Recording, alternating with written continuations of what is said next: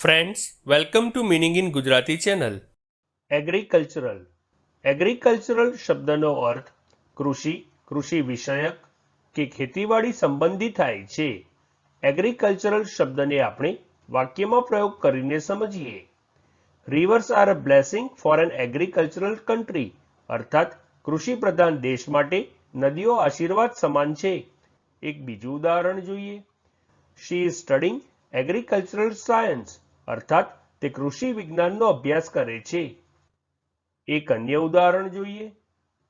Good agricultural land is in short supply, એટલે કે સારી ખેતીલાયક જમીનનો પુરવઠો ઓછો છે.